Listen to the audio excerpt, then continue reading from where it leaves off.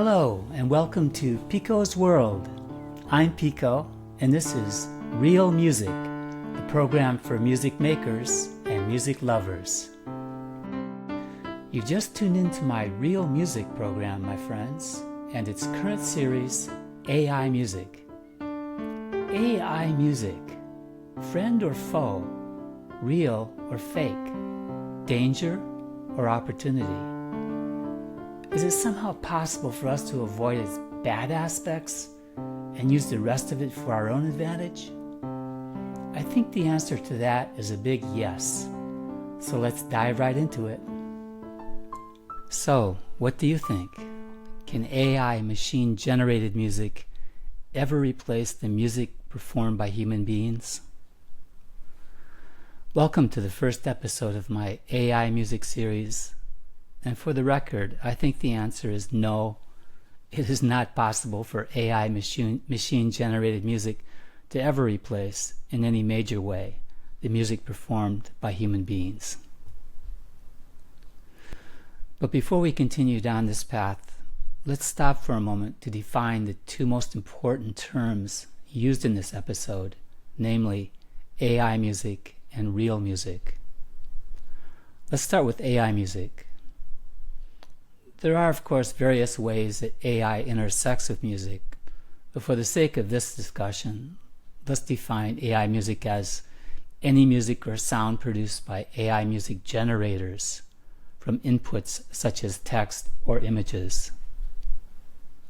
For those not familiar with this terminology, what's happening now is that people typing in text to AI software will have, within a few minutes, generate a song of some type. They might say something like, I want a song that sounds like Beyonce and 3 minutes long, and it features a river running by a house, something like that.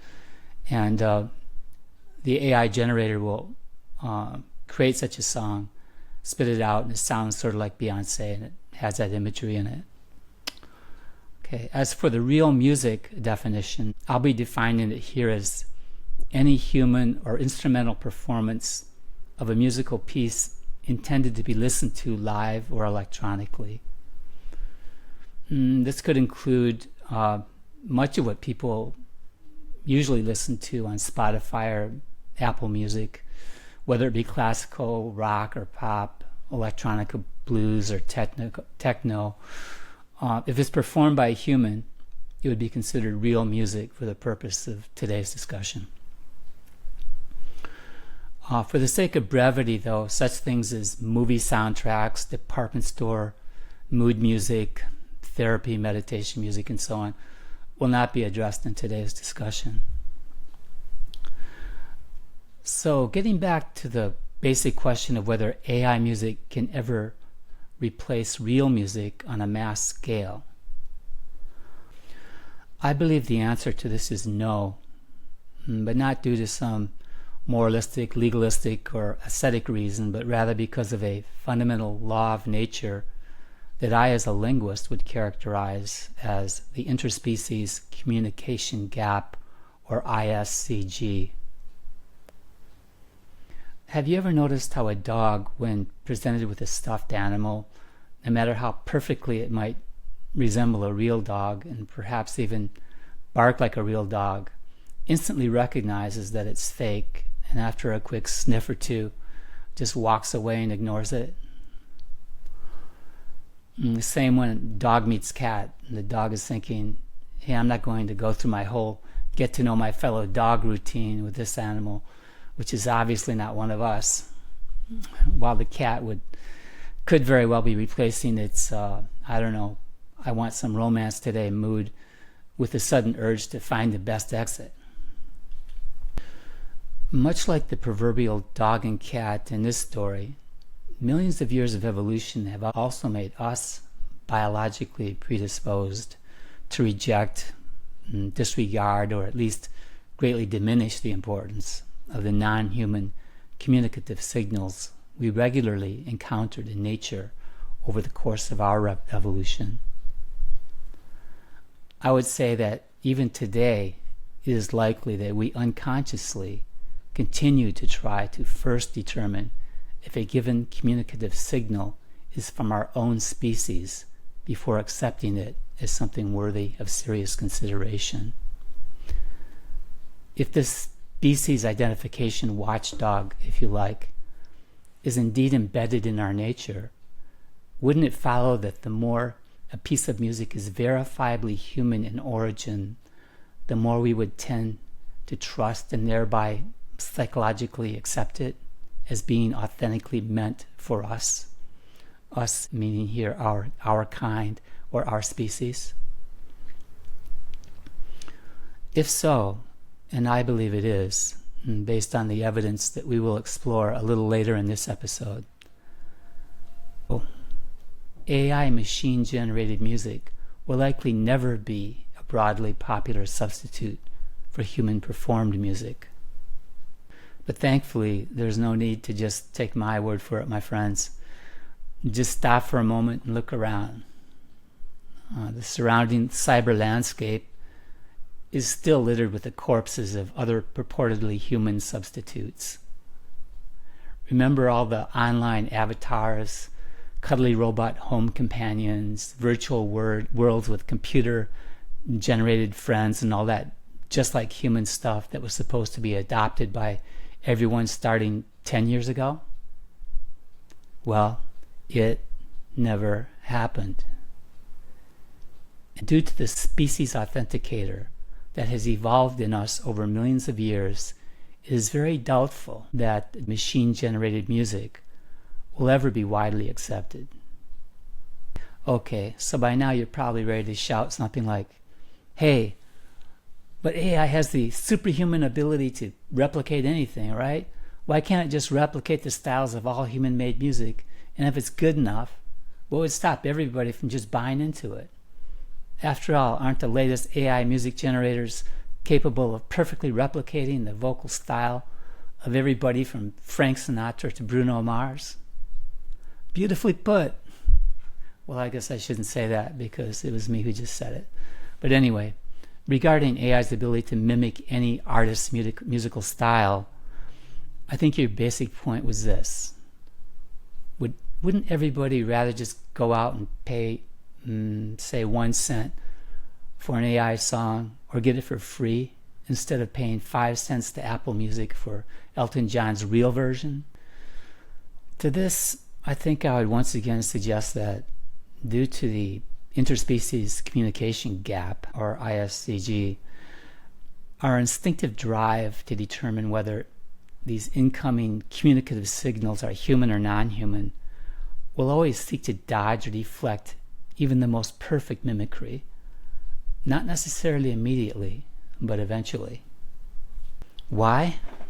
Because as soon as listeners find out that this perfectly imitative AI song is not in fact Beyonce, John Coltrane, Taylor Swift, or Yo-Yo Ma, or what have you, our species-specific sense of trust is broken, immediately devaluing the Taylor Swift-sounding AI-generated song in our mind and forcing it to fall back into obscurity, at least compared to real Taylor Swift songs.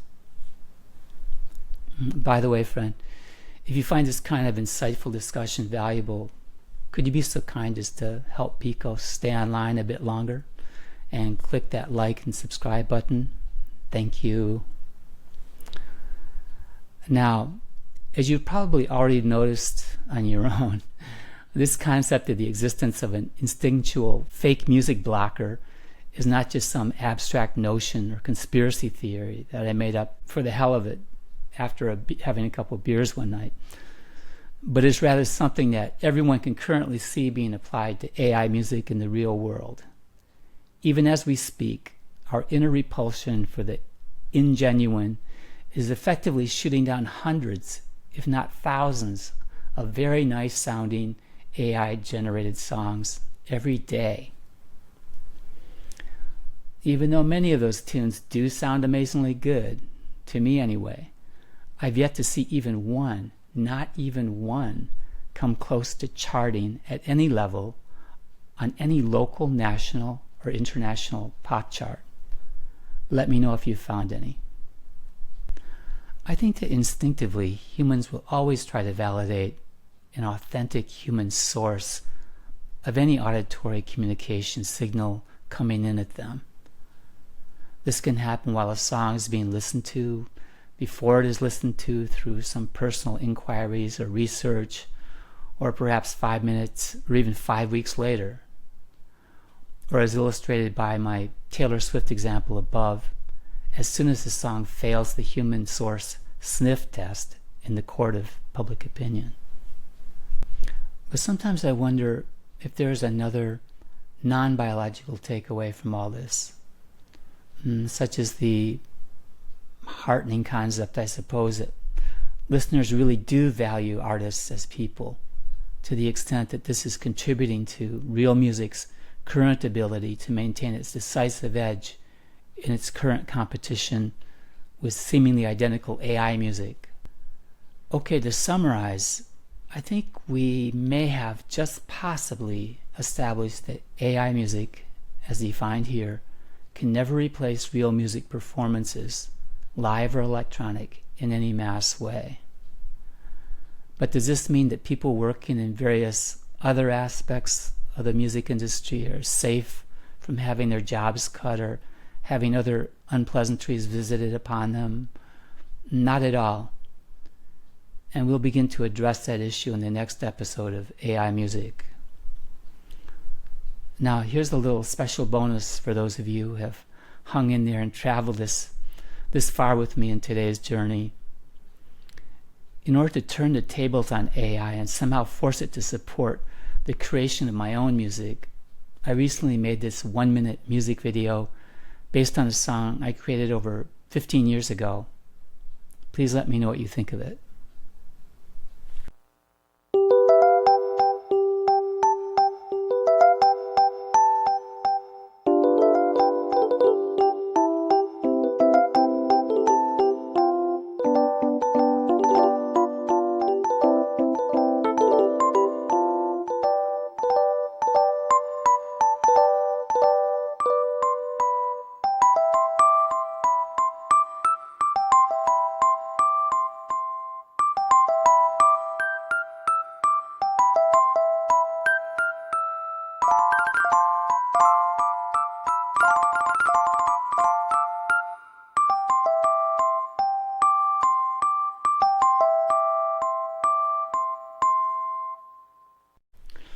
At the end of the next episode of Real Music, I'll show you how fast and easy it was for me to make this, in the hope that perhaps you too can counteract the threat of AI by exploiting the power of AI in some way to boost your own real music.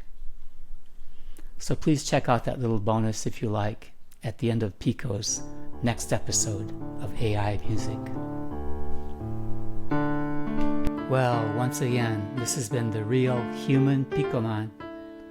I just want you to know that everyone here in Pico's world really does appreciate you, appreciates what you do and create, and are looking forward to hearing your reaction to this episode of Real Music. And as always, I say goodbye in the words of the immortal Louis Armstrong. Oh, what a wonderful world.